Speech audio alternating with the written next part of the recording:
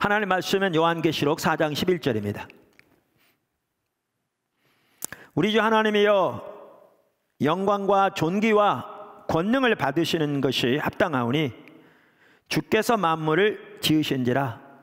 만물이 주의 뜻대로 있었고 또 지으심을 받았나이다 하더라. 아멘. 우리가 주일 낮 시간에 예배에 대해 살펴보고 있고요. 지금은 몇 주 전부터 최상의 형태의 예배인 찬양과 경배에 대해서 쭉 살펴보고 있습니다. 참 하나님의 섭리가 오묘합니다. 구체적인 하나님의 인도 가운데 예배에 대해 살펴보기 시작했는데 시작하자마자 얼마 안 돼서 코로나 사태가 터졌거든요. 또 찬양과 경배에 대해 살펴보는데 이제 모이는 것마저도 어렵게 되는 비대면으로 예배를 드리게 되었거든요. 이제 그러면서 제가 보기에는 이 예배 시리즈를 통해서 우리가 가정에서 예배를 드리건 모여서 드리건 정말 하나님 앞에 올바로 예배 드리는 것이 얼마나 중요하고 무엇이 올바른 예배인가를 강력하게 촉구하고 계신 것 같아요. 그래서 우리를 살펴볼 수 있는 너무나 좋은 계기가 돼서 하나님 말씀하신 바도 매우 크다고 생각합니다. 자, 그런데 오늘은 찬양과 경배의 가치에 대해 살펴보려고 합니다. 오늘 하루에는 다 못 살펴볼 것 같고요. 그러니까 우리가 찬양과 경배를 드릴 때 하나님께 이러한 그 배후에 이러한 가치를 가지고 있습니다. 이러한 가치를 가지고 있습니다. 그러니까 주일마다 설교하지 않습니다. 어디다 써놓은 것도 아닙니다. 그런데 우리 모두가 이 가치를 토대로 하나님께 찬양과 경배를 드리기를 원합니다. 그러니까 저는 목회자로서 모든 성도들이 주일날 하나님 앞에 예배드리러 나올 때 이러한 가치를 가지고 하나님을 찬양하기를 원하고요. 그렇게 돼야 한다고 했습니다. 그렇게 될 때에 우리의 예배가 하나님이 더 기뻐하시고 하나님이 더 강력하게 임재하시는 예배가 될 것이기 때문에 그렇습니다. 자, 그럼 우리가 가지고 있는 찬양과 경배의 가치를 요약하면 다음과 같이 7가지로 요약할 수 있습니다. 첫째, 찬양과 경배는 오직 하나님의 영광을 위한 것입니다.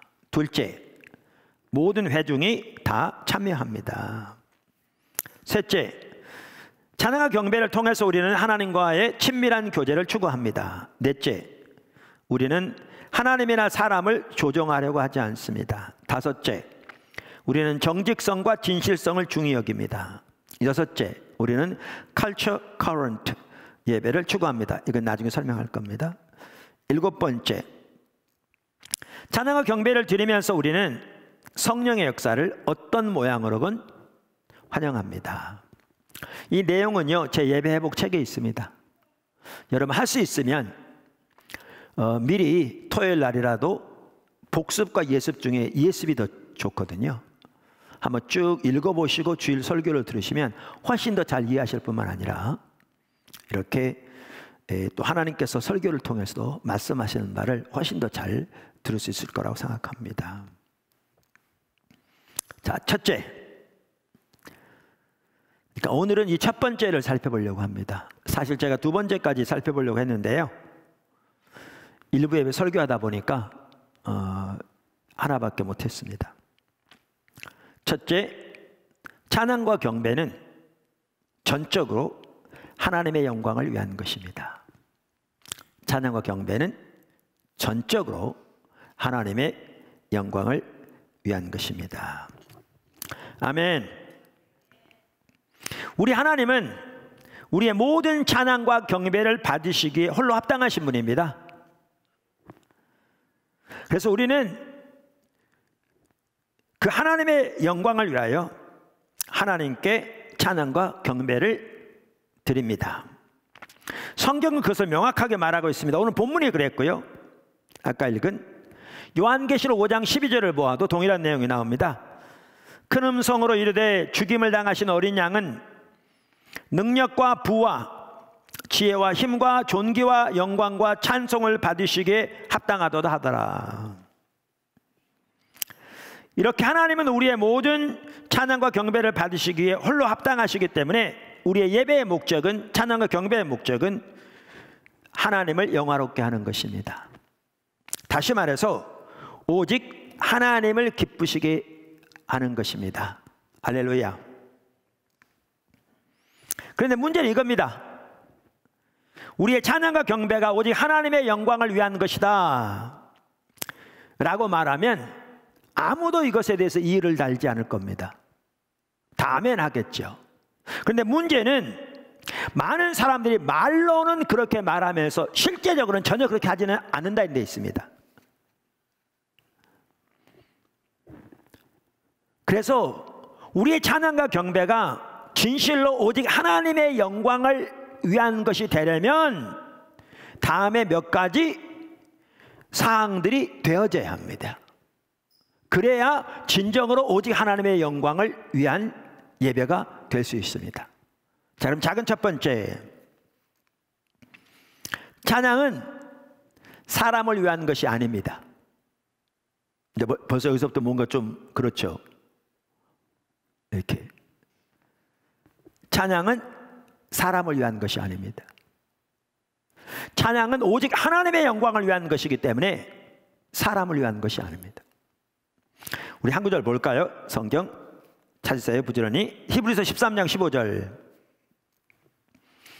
그러므로 우리는 예수로 말미암아 항상 찬송의 제사를 하나님께 드리자. 이는 그 이름을 증언하는 입술의 열매니라. 자, 이 구절에 보면 지금 어떤 형태의 예배에 대해서 말하고 있습니까? 여기 제사란 말이 나오잖아요. 그러면 sacrifice란 말입니다, 영어로. 그러니까 구약에 하나님께 예배를 드릴 때 짐승을 잡아서 제사를 드렸는데 그 제사는 예배를 말하는 거잖아요. 그래서 여기에 보면 제사는 예배를 말합니다. 근데 어떤 형태의 예배요? 찬송의 예배. 그러니까 이걸 보아도 찬양과 경배가 혹은 찬송이 다 같은 걸 말하는 거죠. 하나님께 드리는 예배인 걸 볼 수 있습니다. 자, 그런데 얼마나 자주 드리라고 되어 있습니까? 항상 드리라. 그 다음에 누구를 통해서? 예수로 말미암아, 예수님의 십자가의 공로를 의지해서. 그러면서 이것이 예수님의 이름을 증언하는 입술의 열매다 이렇게 말하고 있습니다. 이 구절에 대해서 페트라 주석은 이렇게 말했더라고요. 하나님께서 간절히 원하시는 제사는 하나님의 이름을 증거하고 드러내는 찬양으로서 그것은 하나님께서 허락하신 은혜와 선함에 대한 응답이며 하나님과의 계약을 진실하게 이행할 수 있도록 하는 조건이다. 그러면서 많은 유명 학자들의 이름을 집어넣었어요. 그를 동일하게 얘기했다 그 말이죠. 자, 이렇게 찬양의 제사를 드리라고 말하면서 누구에게 드리라고 말합니까? 이 구절에 보면 하나님께 드리자 이렇게 말합니다. 하나님께 드리자. 그래서 우리가 드리는 찬양과 경배는 하나님께 드려지는 제사입니다. 다 당연하다고 말한다니까. 그렇게 말 안 하는 사람 누가 있습니까? 당연한 얘기를 주일날 낮에 하느냐 그러겠죠. 근데 들어보시라니까요. 이와 같이 찬양과 경배는 하나님께 드리는 오직 하나님의 영광을 위한 것입니다. 그러므로 찬양과 경배는 사람을 위한 것이 아닙니다. 우리가 앞으로 살펴보겠지만 찬양과 경배를 드릴 때 특별히 온전한 예배를 드릴수록 하나님의 놀라운 은혜가 함께합니다. 하나님의 임재가 함께하시고 우리의 마음이 뜨거워지고 하나님의 사랑이 우리의 부음받아지고 그래서 거기에 나오는 기쁨이 있고 감격이 있고 하나님의 계획과 뜻이 보여지고 등등 놀라운 은혜가 함께하십니다. 그럼에도 불구하고 찬양과 경배는 사람을 위한 것이 아닙니다. 오직 하나님의 영광을 위한 것입니다. 찬양과 경배를 통해서 하나님의 은혜가 많이 부어질지라도 우리가 만일 그 은혜를 얻기 위해 하나님께 드리는 예배를 찬양과 경배를 포함해서 하나님의 수단으로 생각한다면 이러한 은혜가 훨씬 부어지지 않을 뿐만 아니라 나중에는 전혀 부어지지 않을 겁니다. 왜? 잘못됐기 때문에. 잘못됐기 때문에. 그래서 찬양과 경배는 그 자체가 예배로서 오직 하나님의 영광을 위한 것입니다.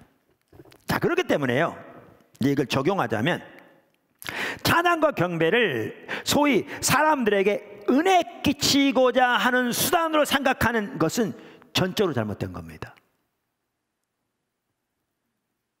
우리가 말로는 아까도 말씀드린 대로 찬양 경배는 오직 하나님의 영광을 위한 것이다 이렇게 말은 하지만 실제 실천 면에서는 전혀 그렇지 않은 경우가 많아가지고요, 지금 제가 말씀드린 이 잘못된 왜곡된 이해만 하더라도요 우리나라에 너무나 팽배합니다. 이런 이해에서 뭐가 나오느냐, 소위 준비 찬송이라는 얘기가 나온 겁니다. 준비 찬송, 성도들의 마음을 준비시키기 위해서 부르는 거죠. 그럼 그 찬송은 누구에게 드려지는 건가요?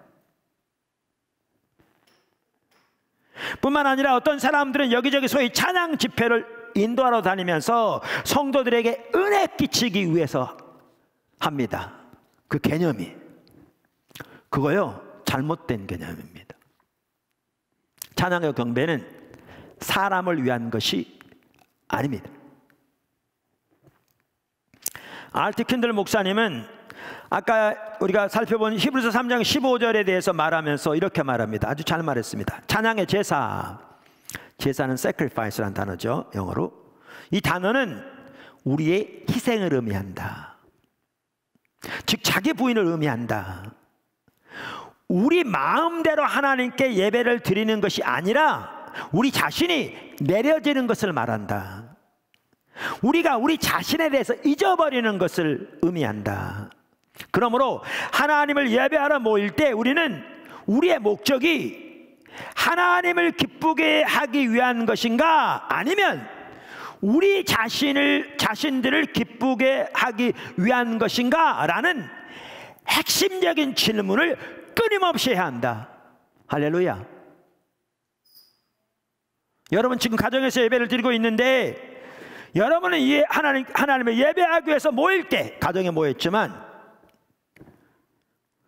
이 예배가 진정으로 오직 하나님을 기쁘시게 하기 위한 예배인지 아니면 여러분을 기쁘시게 하기 위해서 모인 것인지 고민하면서 자신을 내려놓으셨습니까?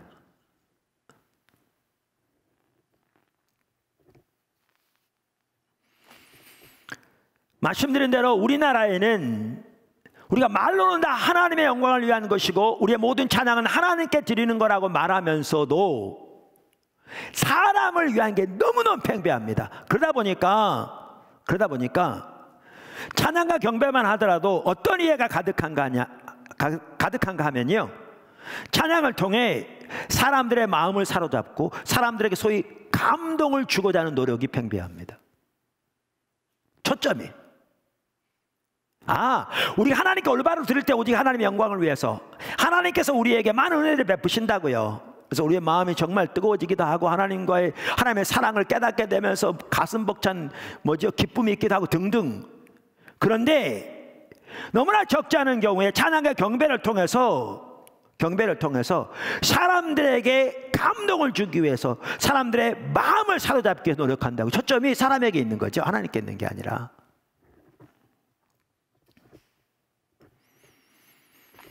그렇게 우리의 찬양이 사람에게 초점이 맞춰지면요, 그건 예배가 아닙니다.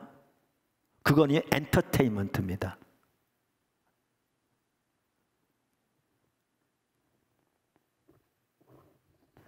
오늘날 교회 안에 오락의 영이 정말 가득합니다. 그래서 교회 리더들은 사람들에게 더욱 깊은 감동을 주기 위해 소위 그 방면에 실력자들을 돈 주고 사오기도 합니다. 그들은 지휘자나 성가대원들이 세상적으로 음악적인 실력이나 경력을 자랑합니다. 지휘자들의 또는 성가대원들의. 그들은 하나님께서 기뻐하신 예배가 무엇일까에 대해서는 관심조차 없습니다. 많은 경우에 어떻게 해서든지 사람들에게 은혜를 끼치고자 하는 거죠. 여러분, 선물 하나를 살 때에도요, 상대방이 기뻐하는 것이 무엇인가를 놓고 고민합니다. 어떻게 해서든지 상대방이 좋아하는 것, 그것을 알아서, 그리고 상대방이 필요한 것이 뭔가를 알아서 그 선물을 통해서 상대방을 기쁘게 하기를 원하는 거죠. 어떤 사람이 그런 거 전혀 고려하지 않고 그냥 적당히 하나 갖다 던져주면서 선물에 던져주면요, 오히려 그런 선물 받으면 모욕감이 듭니다. 내가 거지냐 이런 거 가져오게. 그런데 우리가 하나님께 예배를 드린다고 하면서 오직 하나님을 기쁘시게 하는 예배가 무엇인지, 어떻게 하면 하나님이 기뻐하시는 참다운 예배를 드릴 것인지, 또 찬양을 통해서 어떻게 하나님을 기쁘게 할 것인지를 전혀 고민하지도 않고 고려하지도 않고 그저 사람들에게 은혜를 끼치기 위해서만 한다면 이건 진짜로 타락한 것입니다.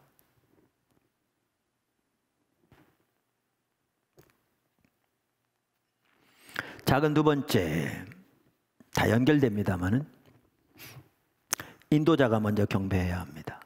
이것도 정말 중요합니다. 인도자가 먼저 경배해야 합니다.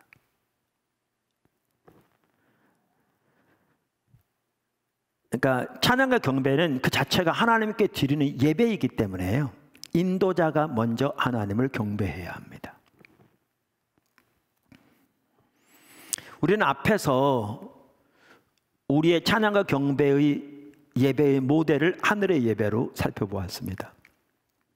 하늘나라 스랍들, 요한계시록 4장 5장에 나오는 하늘나라 스랍들이 오늘날로 말하면 찬양 인도자들과 같은 역할을 하고 있습니다. 근데 제가 그런 우스갯소리를 이렇게 잘 하는데, 그 하늘나라 스랍들이 하나님에 대해서는 전혀 관심도 두고 있지 않으면서 그저 회종들에게 자기 시선을 향하고 그들을 그저 찬양 인도하기 위해서 노력합니까? 어떻게 하면 분위기를 좀 이렇게 좀 고조시키기 위해서, 어떻게 하면 그들의 마음속에 감동을 주기 위해서, 어떻게 하면 그들로 하여금 좀 뭔가 훈훈하게 느끼기 위해서 그렇게 노력합니까? 그래서 어떨 때는, 자, 거기에 보면 이제 스랍들이 있고 24장로들이 있고 천천만만의 천사들이 있고 앞서간 모든 성도들이 있는데, 자, 그들을 향해서 하나님을 등지고 서서, 자, 우리 한번 돌림놀이를 합시다. 자, 이렇게 반쪽으로 나눠서 사도 바울 나오세요. 이쪽은 사도 바울이 앞서서 합니다. 이쪽은 사도 베드로가 합니다. 자, 먼저 하세요. 사도 바울 시작하세요. 사도 베드로 시작하시고, 자, 박수를 좀 치세요. 큰 소리로 치세요. 세게 치면 건강에도 좋습니다. 치세요. 이렇게 하던가요?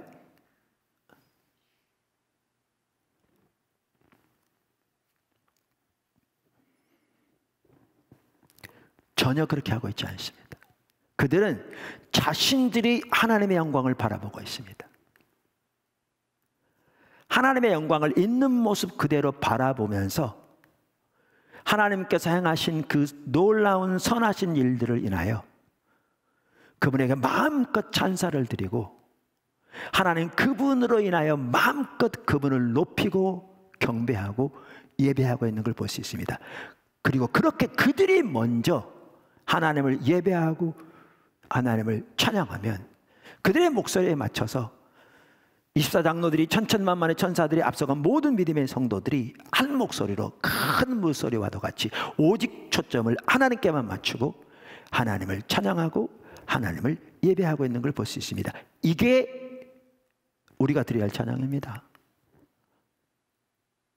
이게 우리가 드려야 할 예배입니다. 근데 아까도 말씀드린 대로 우리가 말로는 하나님의 영광을 위해서 하나님께 드리는 것이라고 말하면서 이게 가려지니까 실천적인 면에서는 정말 엉뚱하게 따라합니다. 그러니까 적지 않은 사람들은요, 어떤 찬양 인도자들은 소위 찬양 사역하러 다닙니다. 그들은 그냥 다른 사람들로 하여금 찬양하도록 인도하러 다니는 거죠. 특별히 은혜 받게 하기 위해서. 그 말은 영적인 분위기를 고조시키고 사람들의 마음에 감동을 주게 다닙니다. 자신들은 전혀 예배하지 않습니다. 대부분 자신들은 전혀 하나님의 영광을 바라보며 그분을 진정으로 높이고 그분을 기뻐하는 예배를 안 드린다고요. 초점이 사람에게 있는 거죠. 그리고 그것을 당연한 것이라고 생각합니다. 너무나 많은 성도들이.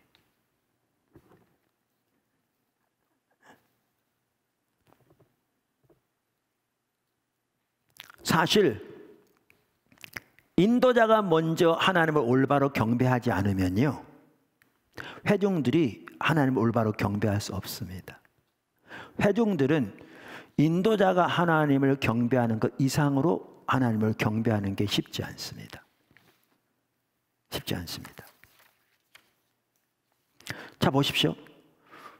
찬양 인도자가 모든 초점을 사람들에게 맞추고 소위 사람들을 기쁘게 하기 위해 그 기쁘게 한 수단으로서 소위 그들에게 은혜를 끼치고 그들에게 감동을 주는 그러한 수단으로서 그저 회중들로 하여금 찬양하게 하는, 그러다 보니까 때로는 분위기도 맞추기 위해서 박수도 좀 세게 치라 등등 해가면서 그렇게 찬양을 하는데, 그 가운데서 그들의 인도를 따라 어떻게 하나님의 영광을 영의 눈으로 바라보며 그분만을 높이고 그분께 찬사를 드리는 그런 예배를 어떻게 드릴 수 있겠습니까? 불가능하죠. 저는 그런 데 있으면 예배 자체를 드릴 수 없더라고요. 완전히 자체 고역입니다. 그게 무슨 예배예요? 하나 더 나아가서 우리가 그렇게 정말 인본주의로 가지 않더라도요, 하나님을 예배한다고 하면서도 인도자 이상 하나님을 예배하는 게 쉽지 않습니다.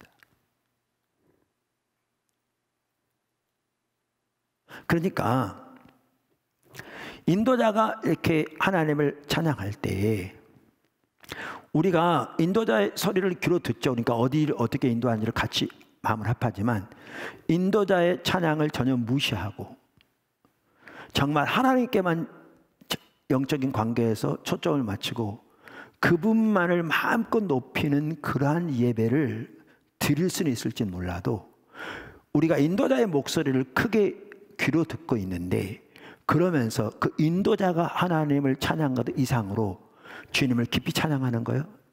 절대로 쉽지 않습니다.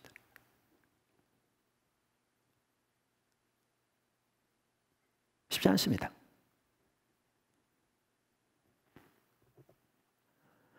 그래서 사실 회중들은 인도자 이상 깊이 하나님을 경배하는 게 쉽지 않습니다.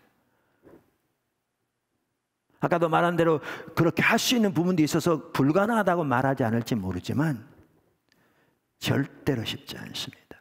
절대로 쉽지 않습니다.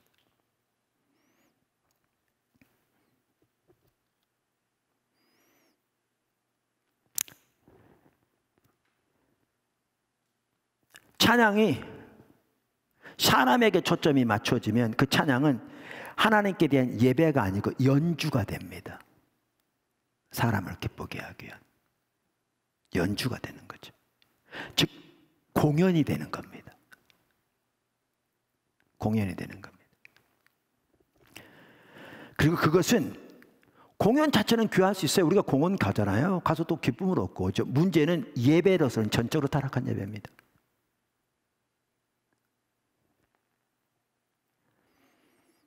하나님께 세계적으로 귀하게 사용하시는 찬양 사역자 중에 앤디 파크라는 목사님이 계세요. 나이가 좀 많으신 분인데 지금은 파크, 그래서 박신 줄 알고 한국 분들이 가끔 전화하는데 그 전화한다고 그러더라고요. 근데 한국 분은 아닙니다.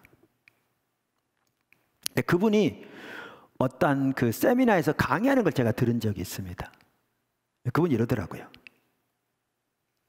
때로는 수천 명 앞에서 찬양을 인도할 때 좀 하나님과 함께 하시면 그 사람의 하나하나의 동작에 따라서 수천 명이 움직여지는 거잖아요. 근데 어떨 때는 자기도 모르는 사이에 자기가 사람들에서 막 연주하고 있는 걸 딱 깨닫는데요. 이렇게 자기가 그렇게 하고 있는 모습을.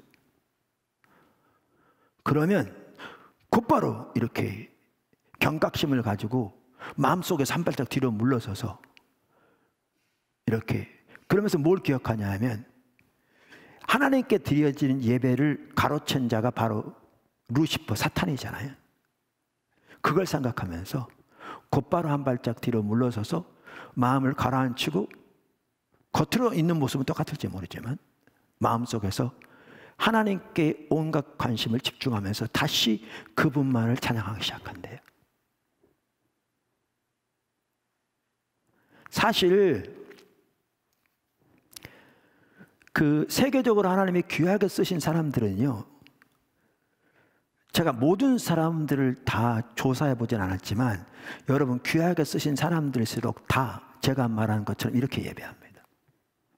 그러니까 오늘 한 분만 하더라도 참 귀한 분인데 그분이요, 어떨 때는 수천 명 앞에서 찬양 인도합니다. 근데 그분은 또 뭐를 이렇게 기쁘게 하느냐 하면요, 길거리에서 때로는 백화점 앞에서 혼자 하나님 찬양하는 거예요. 기회 되면 전도하고. 근데 그분이 그러더라고요. 수천 명 앞에서 찬양을 할 때건 백화점 앞에서 혼자 찬양을 할 때건 자기는 오로지 한 분, 하나님을 위해서 찬양을 드린다고. 그분께만. 이게 올바른 자세입니다. 그런데 이게 올바른 자세인데 아까도 말씀드린 대로 이런 찬양에 대한 근본적인 이해부터가 말로는 하나님의 영광을 위한 거라고 그러면서, 그러나 반대로 실천적인 면에서 너무나 이렇게 가려서 인본주의가 가득하다 보니까요, 우리나라 같은 게 어떤 경우가 많으냐면 그 하나님의 귀한 사람들이 그렇게 하나님이 주셔서 하나님을 찬양하는 찬양곡들을 부르되 모양은 비슷합니다. 근데 전혀 하나님께 그렇게 드리지 않는 경우가 너무나 많습니다. 문제는 하나님께 드린다고 그러죠.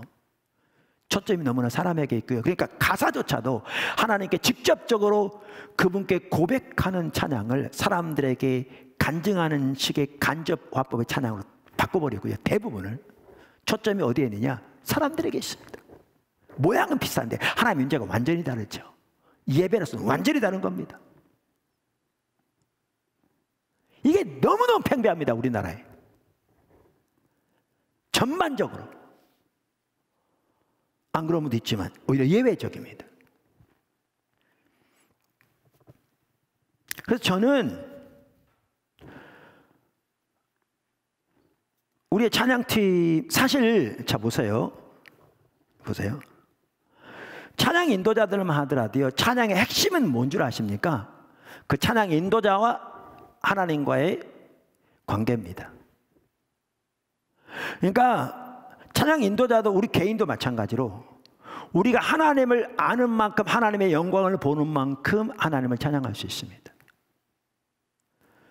그래서 얼마나 찬양 인도자가 하나님을 깊이 찬양할 수 있는가는 그가 가지고 있는 하나님과의 친밀한 교제에 달려 있습니다. 그래서 하나님의 얼굴을 구하는 삶이 필수입니다. 그래서 성경에 보면 다윗이 그토록 하나님의 영광을 보는 것이 하나님의 전에 머물면서 그의 일생의 유일한 목표와 목적이었는데, 그렇게 하나님의 얼굴을 구했던 사람이고요. 역경 가운데서도, 모든 환경 가운데서도. 그리고 그는 그렇게 하나님을 예배했던 사람이었습니다.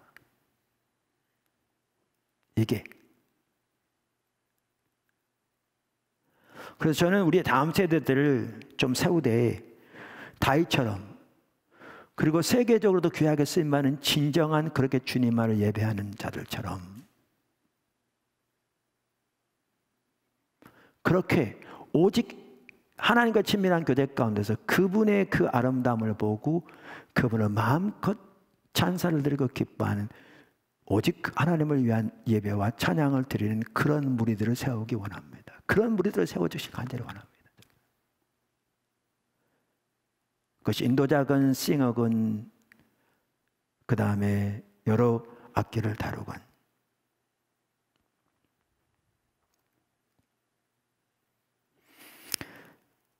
그래서 이와 관련해서 한 가지 또 같이 나눌 게 뭐냐면, 이렇게 우리는 오직 하나님의 영광을 위한 것이니까 중요한 게 뭐냐면요, 우리의 예배에는 아무도 초점이 돼서는 안 됩니다. 오직 하나님만 우리의 초점이 돼야 합니다. 하늘날 예배를 생각하시면 됩니다. 하늘날 예배를 생각하시면 됩니다. 그 시간에는 찬양 인도자도, 심지어 반주자도, 심지어 담임 목사도 누구도 초점이 되어서는 안 됩니다. 오직 하나님만 우리의 초점이 되어야 합니다. 우리가 지금 그렇게 하고 있잖아요.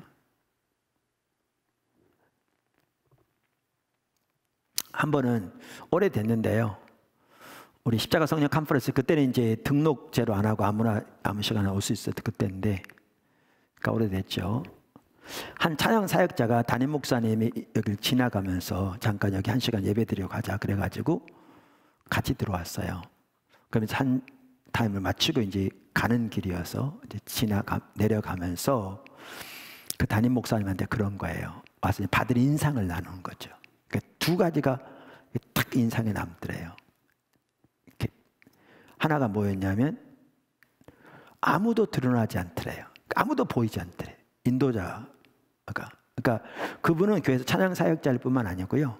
또 찬양에 대해서 이렇게 여기저기서 많이 배운 분이에요. 근데 어디보다도 인도자가 보이지 않은 거죠. 인도자 있어요. 드러나지 않는다는 거죠.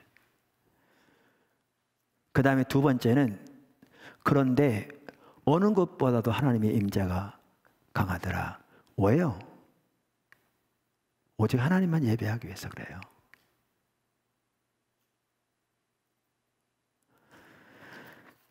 제가 지금 10시 매일의 예배와 배움의 시간에도 이렇게 하나님 참 함께 하시고 그래서 이제 단체 카톡방 올려놨다고 그랬잖아요. 조금씩 이제 만들었다고 그랬잖아요. 조금씩 이제 또 교제가 되어지는데 거기 한 분이 이렇게 나눴더라고요. 뭐 제가 허가라거나 안 말하는데 그 올린 거라 이렇게 나눠도 괜찮을 것 같아요. 제가 일부러 읽어볼게요. 저는 십자가와 성령 컨퍼런스를 처음 참석했을 때 좀 된 것 같더라고요. 예배, 가르고 찬양 경배를 드리며 통곡이 나왔었습니다. 저는 어렸을 때부터 교회와 집, 학교 이게 전부인 것처럼 교회 안에서 자랐습니다. 청년 시절부터 교회 반주자였기 때문에 찬송가 1장부터 끝장까지 외우다시피 할 정도였지요. 물론 80년대부터 교회에서 불렸던 CCM도 많이 불렀고요. 그런데 컨퍼런스에 드리는 예배는 제가 그동안 드려왔던 예배와는 차원이, 그러면서 가르고 물음표, 뭐라고 표현하기가 좀 그렇다고 말이죠. 차원이 다른 예배인 것을 알게 되었습니다. 그때의 그 감정을 글로 다 표현할 수 없지만 그때 그런 생각을 했던 것 같아요. 여기 있는 분들은 진정한 하나님의 부요를 누리는 분들이구나. 나와 그 다음에 띄고 더 나아가 이런 예배를, 찬양과 경배를 모르는 것이 진정 가난하고 헐벗은 자들이구나.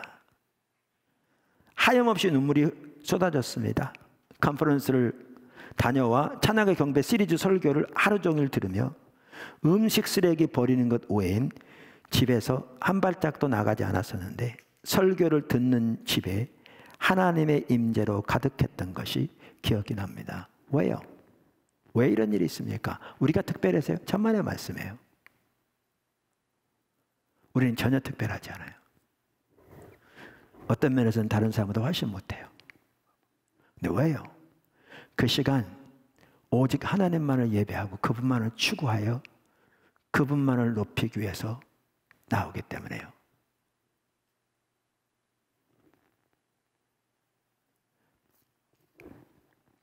자, 그럼 몇 번째 이제 기억이 안 납니다. 여러분 번호를 쓰십시오. 그 다음 마음을 다하여 찬양해야 합니다. 우리의 찬양은 오직 하나님의 영광을 위한 것이니까 마음을 다해 찬양해야 합니다. 그런데 이 부분은 앞에서 이미 살펴보았습니다. 정말 중요한 부분입니다. 그래서 찬양 가사 하나하나에 우리의 온 마음을 실어서 그분께 또박또박 고백하며 찬사를 드리고 오직 그분을 기뻐하는, 그분으로 인하여 마음껏 그분에게 영광 돌리는 그러한 예배를 드리는 마음을 다한 예배가 중요합니다.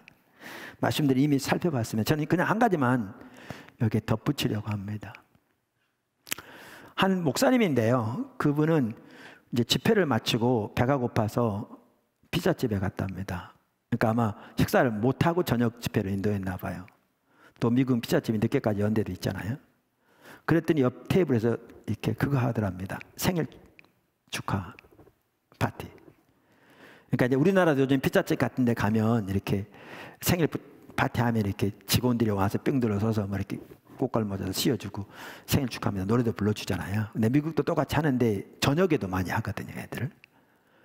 근데 이제 저녁 시간인 거죠. 그러니까 퇴근 시간이 얼마 안 남았어요. 그러니까 생일 축하를 이렇게 부르는데 직원들이 모양이, 그러니까 모습이 보인 거죠. 옆에 있는데. 무슨 말이냐면 이 생일 축하 노래도요, 그날 여러 번 불렀어요. 지금 하루 종일 근무하고 피곤해요. 이제 집에 갈 생각밖에 없어요. 머릿속엔 집에 가서 만날 가족들 생각만 있어요. 결혼한 분들은 자기 자녀들. 근데 직업적으로 의무적으로 하는 거죠. 얼굴에 웃음은 띄었을지 모르지만 이 아이를 축하한다는 마음은 전혀 없는 거죠.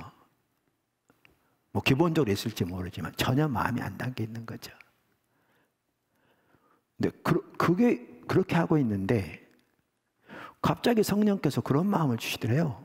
쳐다보고 있는데 오늘날 내 백성이 나를 예배함이 저와 같다.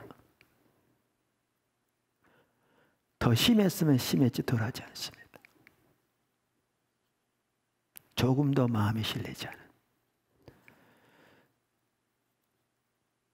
그저 익숙한 찬양을 상투적으로 드리는 것에 불과한 하나님에 대해서는 관심조차 기울이지 않은 하나님에 대해서는 의식조차 하지 않은 그들의 입으로 드리는 그 찬양에 어떠한 마음도 거의 실려 있지 않은 그리고 그걸 하나님께 드리는 예배라고 드립니다.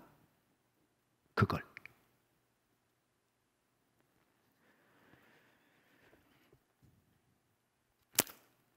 제가 자주 나누잖아요. 포도나무 교회 개척 초기에 아직 교회가 세워지기 전에 저녁 예배 가까이 갔다 오면 가까운 교회 다녀오면 마음 아파서 견딜 수가 없어서 그렇게 하나님 앞에서 엎드려서 이렇게 회개했던 왜냐하면 예배를 드릴 때 조금도 마음이 실려지지 않은 상투적으로 드리는 찬양 그저 순서를 따르는 의식 이런 부분 때문에 여러 번 나눴죠. 자, 이렇게 마음을 다해서 찬양해야 되는데 여기에 중요한 한 가지가 또 뭐냐면 새 노래로 찬양하는 겁니다. 새 노래로 찬양하라. 그러니까 성경은요 새 노래로 찬양하라고 말하고 있어요. 한 대표적인 구절을 보면 시편 96편 1절입니다. 이렇게 말합니다. 새 노래로 여호와께 노래하라. 온 땅이여 여호와께 노래할지어다.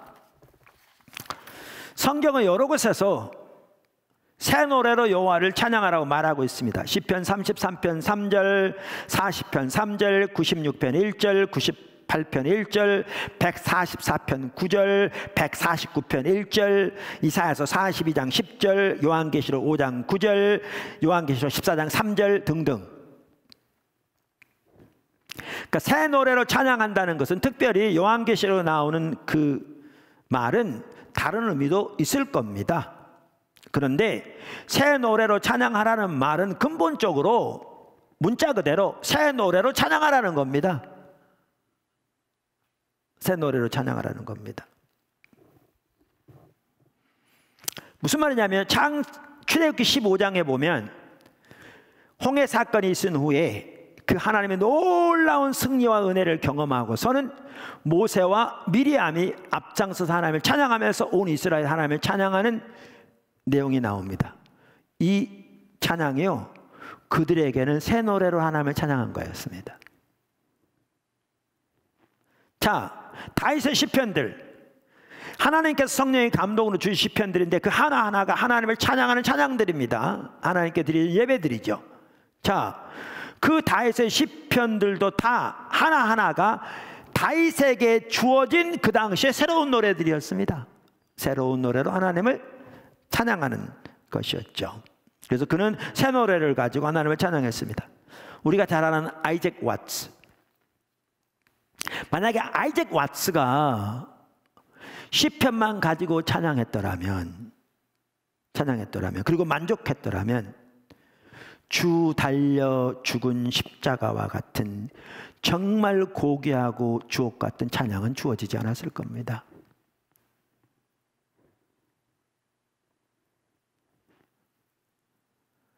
찰스 웨슬리가 다윗의 시편과 아이잭 왓스의 찬양들만 가지고 있었다면 그를 통해 주어진 6,000곡이 넘는 그 놀라운 새로운 찬양들은 주어지지 않았을 겁니다. 시대마다 새로운 찬양들을 가지고 주님을 찬양했습니다. 성경은 새 노래로 주님을 찬양하라고 말하고 있습니다. 다른 의미도 있겠지만 가장 근본적으로는 문자 그대로 새 노래를 가지고 찬양하라는 겁니다. 근데 이게 여러 가지 면은 중요하겠지만 그 중에 한 가지 매우 중요한 것은 마음을 다해서 주님을 찬양하기 위해서 그렇습니다. 아무리 좋은 찬양곡이라도 그것을 가지고 계속해서 하나님을 찬양하면 매너리즘에 빠지기 쉽습니다. 여러분, 오이코스 속으로만 하다 그렇습니다. 새로운 사람들이 자꾸 더해져야지 그 오이코스가 활력이 있고 정말 이렇게 또 열망이 생기고 의욕이 생기죠. 그래서 셀 교회 운동을 하는 분들은요, 2년이 지났는데도 전혀 오이코스 잘하지 않으면 흩어버립니다. 잘 되는데 다 나눠버립니다.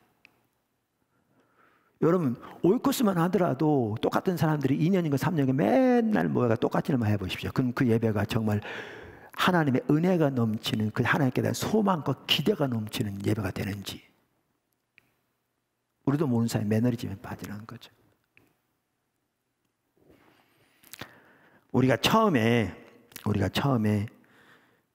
나 무엇과도 주님을 바꾸지 않으리 그 찬양했잖아요. 우리 사무엘교 찬양집 44장인가요? 다른 어떤 은혜 구하지 않으리 오직 주님만이 내 삶의 열망이시니, 그 원어에는 그렇게 돼서 원래 가사에는 주의 얼굴 보기 원합니다. 주님 사랑해요. 온 마음과 생명 다해. 소울, 그것도 그렇게 번역하는 게 더 좋을 것 같고요. 하나님의 신실한 친구 되기 원합니다. 이 찬양을 처음 우리가 알게 되었을 때 정말 우리가 그렇게 원하고 갈망하는 것을 정말 잘 표현한, 우리요 그 찬양 그때 분당했을 텐데 문자 그대로 수백 번 불렀습니다. 모일 때마다. 매번 부른 건 아니지만 너무나 자주 수백 번 부르면서도 정말 그 찬양을 들을 때마다 우리 마음속에 그렇게 되기를 원하고 그 사랑이 고백되어지고 정말 주님을 더 사랑하기 원하는 열망 샘솟았습니다. 그런데 그렇게 좋은 찬양이라도요, 우리가 오랫동안 그렇게 부르고 나면 그 감격이 점점 사라지죠. 이 땅 없이 부르면서 부분적으로 감격이 있을지 모르지만요, 우리는 똑같은 내용과 똑같은 열망을 담을지 몰라도 새로운 노래가 필요한 겁니다.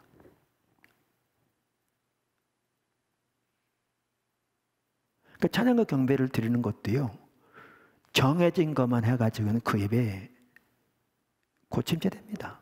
매너리즘에 빠집니다.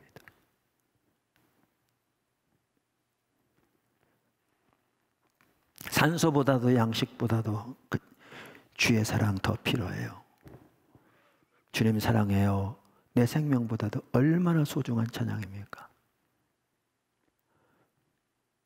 우리 영어 가사는 more라는 찬양인데, 그런데 그 찬양 또 아까 말씀드린 그렇게 찬양하면 우리는 새로운 찬양이 필요한 겁니다.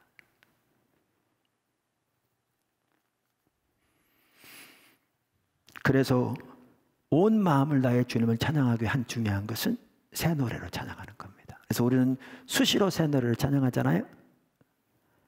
하나님, 정말 하나님 앞에 귀한 찬양들이 하나님께서 여러 사람들에게 주실 때, 국내에 있는 사람들이건 해외에 있는 사람들이건 우리는 그걸 가지고 하나님 찬양하기 원하죠. 물론 우리 한 번에 한 곡 이상 새 찬양을 하지 말라고 그래요. 왜냐하면 배우는데 너무나 연연해버리면 그날 예배를 올바로 드리는데 이렇게 방해를 받기 때문에, 그래서 한 곡 정도, 매번 새로운 곡이 아니라 새로운 찬양을 배울 때 그 예배 중에는 한 곡 정도 찬양을, 새로운 찬양을 넣으라고 하지요.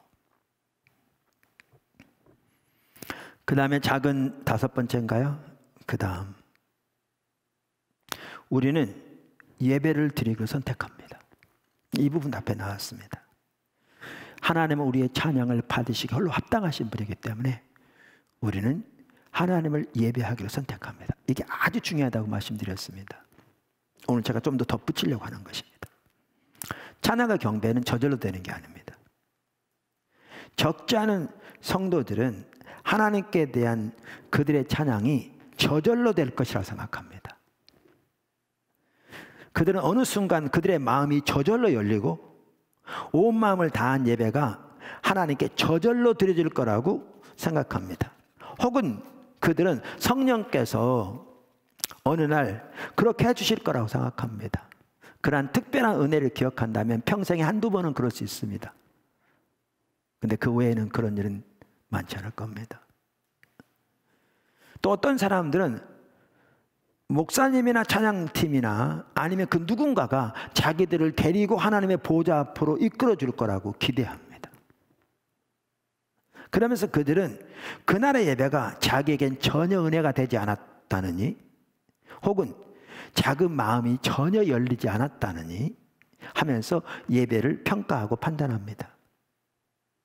이 모든 것들은 너무나 타락한 잘못된 생각입니다. 하나님께 드리는 예배는 절대로 저절로 되지 않습니다. 저절로 되지 않습니다. 우리는 하나님이 우리의 예배를 받으시기 홀로 합당하신 분이기 때문에 우리의 존재로 하나님을 예배하기를 결단하고 적극적으로 하나님의 은혜의 보좌 앞으로 나아가기를 추구해야 합니다. 마음을 다해서, 힘을 다해서. 자, 보세요. 찬양과 기도, 형태는 다를지 모르지만 둘 다 하나님께 드린 예배입니다. 그래서 어떤 분들은 찬양을 곡조 있는 기도라고도 표현하잖아요.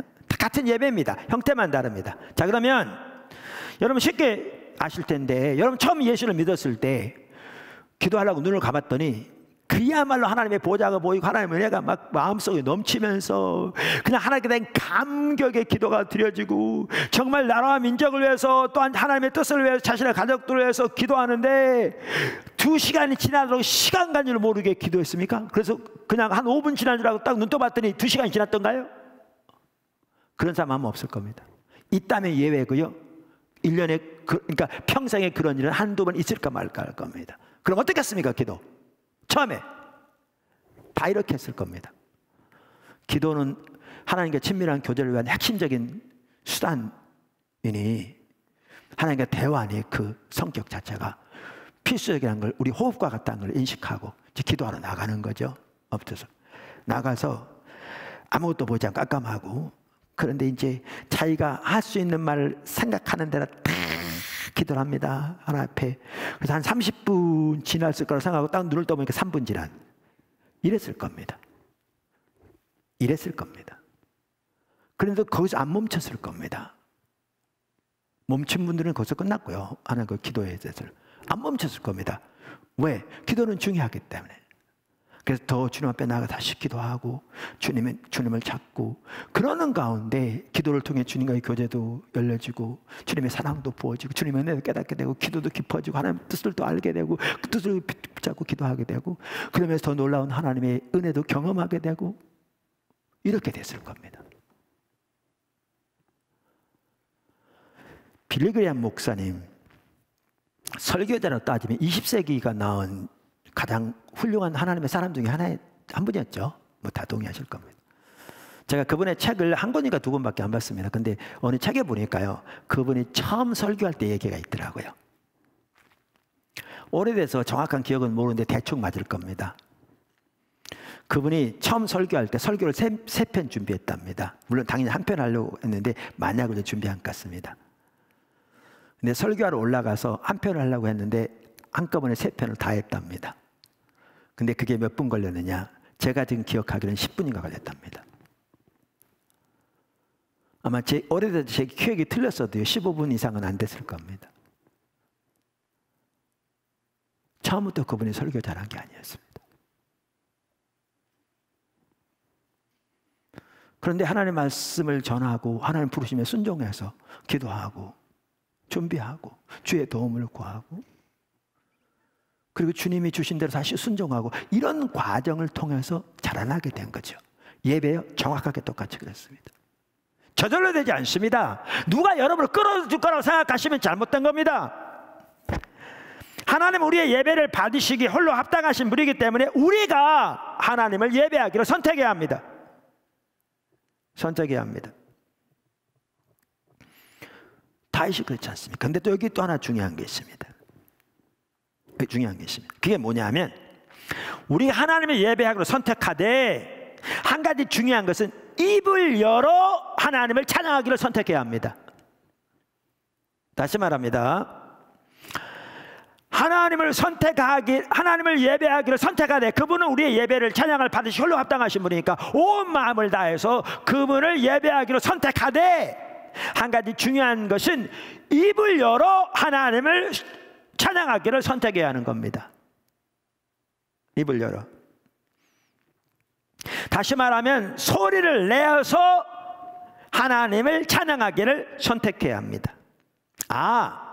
어떤 경우에는요, 정말 하나님에 대한 목마른 갈급함을 가지고 하나님을 잠잠히 바라며 기대하는 것 자체가 예배입니다. 그리고 그 자체가 찬양의 한 부분일 수 있습니다. 한 번은 제가 이사야 60기도 오래전입니다. 제가 가끔 인도할 때 한 번 인도하는데 몇 명 성도들도 있지 않았는데, 많지 않았는데 인도하려고 시작을 하는데 갑자기 하나님께서 그런 마음 주시는 것 같아요. 성령께서 거기 카세트에 찬양을 틀어놓고 아무 말도 하지 말고 잠잠히 하나님을 바라라는 그런 마음 주신 것 같아요. 그래서 그렇게 했죠. 그날 어느 때보다 강력한 하나님의 임재가 있었습니다. 그리고 거기 작은 수가 모였지만 저도 그렇고 하나님께 참 귀하게 한 사람 한 사람 만나주셨습니다. 자, 근데 그런 경우는 예외적인 경우입니다. 그게 전혀 없다는 말이 아니에요. 예외적인 경우입니다. 성경은 뭐라고 말하고 있는가 하면 입을 열어 찬양하라고 말하고 있습니다.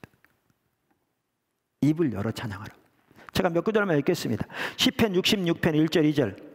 온 땅이여 하나님께 즐거운 소리를 낼지어다. 그의 이름의 영광을 찬양하고 영화롭게 찬송할지어다. 시편 81편 1절. 우리의 능력이 되시는 하나님을 향하여 기쁘게 노래하며 야곱의 하나님을 향하여 즐거이 소리를 칠지어다. 시편 98편 4절. 온 땅이여 여호와께 즐거이 소리 칠지어다. 소리내어 즐겁게 노래하며 찬양할지어다. 보십시오. 소리내어 즐겁게 노래하며 찬양하라. 이렇게 말합니다. 어떤 성도들은요, 찬양만 시작하면 묵상 모드로 들어가는 분들이 있습니다. 특별히 지금 코로나 시대에 주일날 예배 드리면서도 찬양과 경배를 드릴 때에 그냥 묵상 모드로 그냥 듣고 하는 찬양, 아니요, 그게 아닙니다. 하나님을 예배하기로 선택하되 중요한 게 뭐냐면요, 입을 열어 소리를 내어 그 가사 하나하나에 마음을 실어 하나님을 찬양하는 게 매우 중요합니다. 사실은요, 기도도 그렇습니다. 기도를 통해서 하나님과 친밀한 교제 가운데 가기 원할 때 그저 때로 묵상기도 할 때가 있어요. 근데 묵상할 때에도 속으로 또박또박 말로 표현하는 게 중요하고요, 하나님께 또박또박 말로 하나님의 성령의 인도에 민감해서 그분의 인도를 따라 또박또박 말로 표현하는 게 하나님의 관계에서도 매우 중요합니다. 매우 중요합니다. 그래서 입을 열어 하나님을 찬양하기를 적극적으로 선택해야 합니다. 모든 성도들이. 할렐루야. 자, 마지막으로 작은 6, 7번째 될 것입니다. 하나님께 드리는 예배를 방해하는 것들을 적극적으로 대처해야 합니다. 하나님께 드리는 예배를 방해하는 것들을 적극적으로 대처해야 합니다. 그러니까 우리가 하나님께 대한 깊은 예배 속으로 들어가지 못하는 이유 중 하나는 우리의 예배에 대한 많은 방해가 있기 때문에 그렇습니다. 사탄은 하나님께 돌아가야 할 영광을 가로채기 위해 반역한 천사장 루시퍼입니다. 그는 하나님께 참된 예배가 드려지는 걸 정말 싫어합니다. 그래서 할 수만 있다면 모든 방법을 다 동원해서 하나님께 드리는 올바른 예배를 방해합니다. 그러므로 우리가 합당한, 하나님이 받으시기 합당한 예배를 하나님께 드리려면 우리는 하나님께 참다운 예배를 드리는 것을 방해하는 모든 요소들을 적극적으로 대처해야 합니다. 대처해야 합니다. 그러니까 그 방해를 수동적으로 방치해서는 안 됩니다. 왜? 하나님께 참다운 예배가 드려져야 하기 때문에 그렇습니다. 수동적으로 방치할 것이 아니라 집중적으로 적극적으로 그 방해하는 요소들을 싸워야 합니다. 영적으로 대처해야 합니다. 예를 들겠습니다. 자, 우리가 주일날 모여서 예배를 드리는데 오늘 예를 들면 제가, 여러분 각자가 오늘 예배가 정말 하나님께 집중이 안 됩니다. 이렇게 그러면 그대로 있어서는 안 됩니다. 왜 오늘 예배가 왜 이래? 왜 찬양팀이 은혜스럽지도 않고 뭐 주변 사람들이 뭐야 이거 너무나 타락한 거죠. 자기는 예배 안 드리고 판단하고 있는 거죠. 그렇게 해서는 안 됩니다. 왜냐하면 하나님은 우리의 예배를 받으시기 홀로 합당하시기 때문에 그 모든 방해들을 철저하게 대처해야 합니다. 적극적으로. 어떻게 해야 되느냐? 가장 먼저 회개부터 해야 합니다. 제가 그렇습니다. 제가 이렇게 아까 예배를 드리는데 정말 하나님께 초점이 이렇게 명확하게 안 잡혀지고 성령님도 함께 하셔야 되는데 그래야 이렇게 영의 눈이 열려져서 하나님 선명 인식되기도 하고 그래야 되는데 안 된다. 그러면 저는 절대로 그냥 안 넘어갑니다. 이건 절박한 상황이잖아요. 이거 지금 하나님께 드려야 할 예배가 못 드려지도록 지금 사탄이 방해하는 거잖아요. 어떤 모양으로. 그럼 저는 절대 그냥 안 넘어가고요. 그럼 뭐부터 하냐면 저부터 회개부터 합니다. 왜냐하면 우리의 죄는 하나님과 우리의 관계를 가로막잖아요. 그러면 저부터 생각나는 대로 돌아봅니다. 뭐 어제 있었던 일부터 시작해서 최근에 있었던 일부터 생각해서 내가 아는 게 있으면 회개하고 아는 게 없으면 하나님 앞에 돌아보면 제가 하나님 앞에 잘못한 거 있으면 용서해 주십시오. 하나님 저의 죄를 불쌍히 여겨 주십시오. 그러니까 용서해 주십시오.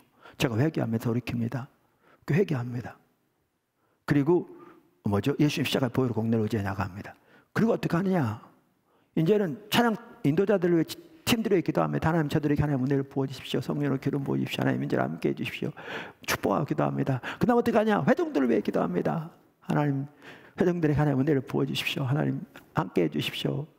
그리고 성령님이 오셔서 운행하시고 우리에게 마음을 열어서 하나님의 사랑과 하나님의 은혜를 깨닫게 해주셔야 예배가 올바로 되는 거잖아요. 그럼 이제 절박하게 기도하죠. 성령님 임해 주십시오. 우리 가운데 더 오셔서 우리의 마음을 열어주십시오. 기도하죠. 절대로 그냥 안 넘어갑니다. 그냥 수동적으로 방치하지 않습니다. 강력하게 대처해야죠. 그리고 그렇게 이렇게 나가다 보면 하나님은 정말 은혜들을 주십니다. 깨닫게 하시고. 여러분 포도나무교회 성도들이 주일날 예배로 나올 때 제가 지금 말한 것처럼 하나님은 유일하신 참 하나님 한 분이시니 우리의 모든 찬양과 경배를 받기 홀로 합당하신 분이시니 삼위일체하시니 우리가 그분을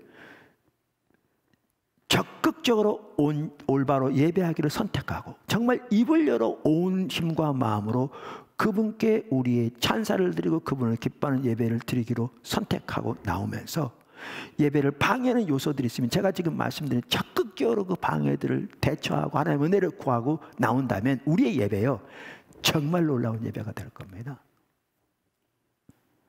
이 지금 예배의 가치라는 게 우리 이 찬양 경배 바탕에 깔려있는 그 가치관을 말하는 겁니다. 토양을 말하는 겁니다. 우리 모두가 그렇게 나와야 합니다. 모두가 그렇게 나와야 합니다. 우리가 이렇게 하나님 앞에 예배를 드릴 때 우리를 방해하는 가장 주된 통로 중에 하나가 우리 생각을 통해서입니다.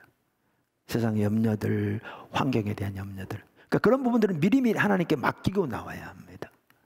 또한 생각을 통해서 이렇게 있으면 아까도 말씀드린 대로 회개할 것 있으면 회개하시고요. 주님의 은혜를 구하고 지금 설명한 대로 또 한 가지 중요한 게 뭐냐 하면 보통 때 우리의 생각이 하나님께 집중된 삶을 살기를 추구해야 합니다. 일주일 내내 온갖 세상의 자기 욕심에만 생각과 초점과 관심과 자기의 모든 포커스를 두는 삶을 살다가 주일날 딱 온다고 이게 싹 바뀌어서 하늘나라 보좌가 우리에게 보이지 않습니다. 그럼 우리의 삶을 돌이키면서 회개하면서 주님의 은혜를 구하면서 그렇게 우리의 생각을 위에 있는 것에 두라고 주님이 말씀하신 대로, 또 믿음의 주요 온전케 하시는 예수를 바라보라고 말씀하신 것처럼 그렇게 초점을 주님께 두고 사는 삶을 살아가면서 나올 때에 우리 예배가 정말 하나님이 기뻐하시는 참된 예배가 될 줄로 믿습니다. 자, 오늘 찬양과 경배의 가치에 대해 살펴보는 중에 첫 번째 살펴봤습니다. 원래 제가 두 번째가 살펴보고 다음 시간에 나머지를 살펴보려고 했는데 시간적으로 이렇게 그렇게 안 되는 것 같습니다.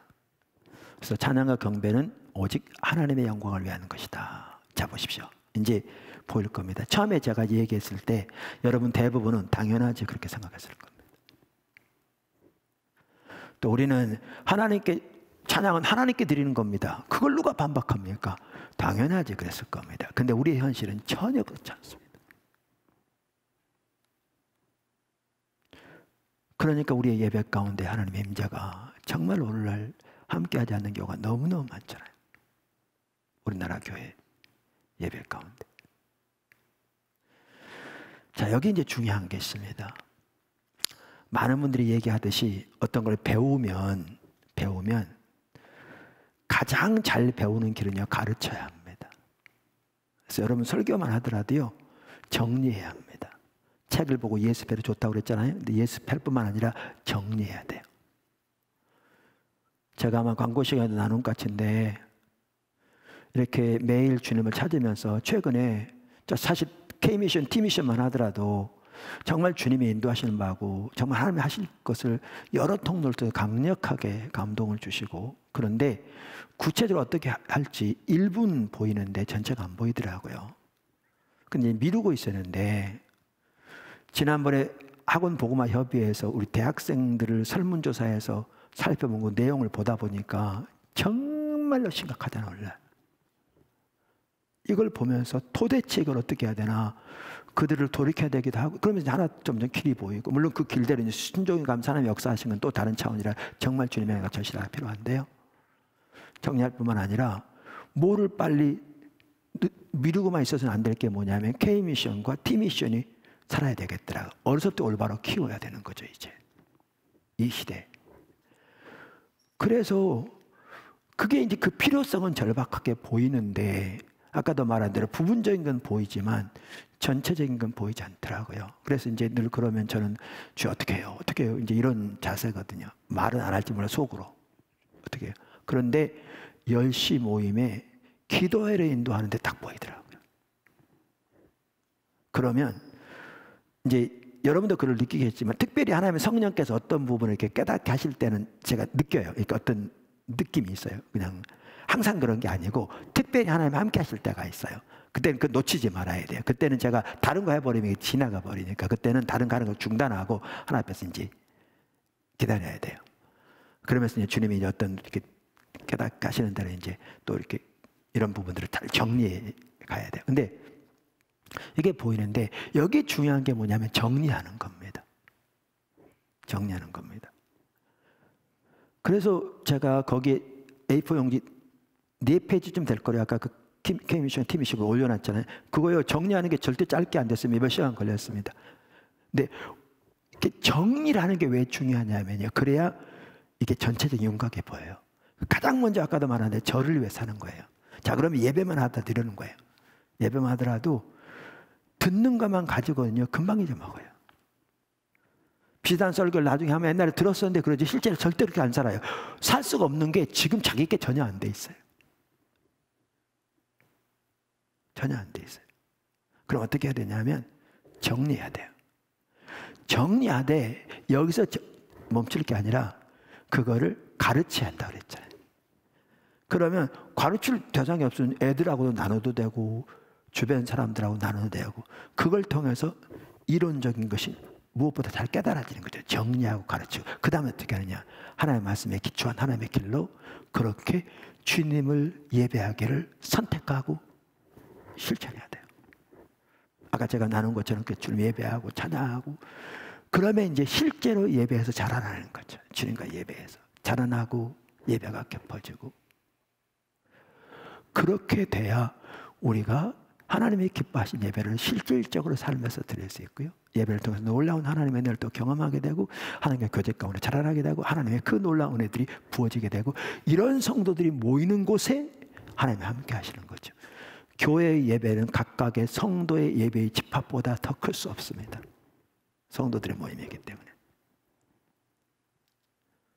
그래서 우리는 오직 하나님의 영광을 위해서 하나님께 찬양을 드리는데, 오늘 내용들을 그렇게 기억하시고 그렇게 정리하고 그렇게 나누면서 분명하게 전반적으로 이론적으로 확실하게 깨닫고, 이제 그 토대를 따라 하나하나 주님을 예배함으로 나가서 주님을 더 깊이 예배하는, 다윗처럼 그 예배가 자라는 여러분 한 분 한 분, 더 나아가 포도나무 교회 전체가 되기를 예수님을 축원합니다.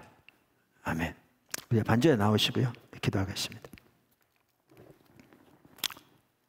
기도할 때 무엇보다 우리 각자 자신의 예배를 돌아보면서 하나님 앞에 좀 회개했으면 좋겠습니다. 회개할 게 있으면 오늘 설교 말씀만 하더라도 이렇게 정말 저는 하나님 말씀이 하나하나 기초해서 중요한 부분을 나눴다고 확신하거든요. 그러면 여러분의 예배가 지금 하나님 말씀에 비춰볼 때 어떤 상태인지를 한번 보시고, 정말 이렇게 올바로 하나님을 예배하지 못했으면 하나님 우리 죄를 용서하신 분이잖아요. 이 시간 회개하고 돌이키고 그렇게 제가 지금 나눈 것처럼 올바른 예배로 나가기로 결단하셨으면 좋겠어요. 근데 이때 중요한 게 그거라니까요. 또박또박 하셔야 돼요. 그냥 속으로 우물우물하지 마세요. 아, 옆에 지금 가족들도 같이 있어서 내가 크게 얘기하면 옆에 사람들에게 방해될 것 같으면 크게는 안 할지 몰라도 속으로 하더라도 또박또박 하시라고요. 분명한 말로, 속의 말로. 그냥 대강 지나갈 게 아니고, 그게 기도에 있어서나 예배에 있어서나 매우 중요하거든요. 그래서 그렇게 또박또박 회개하고 결단하고 주님의 은혜를 구하는 오늘 말씀을 생각하면서 그렇게 시간 잠시 각자 기도했으면 좋겠습니다. 자, 기도하겠습니다.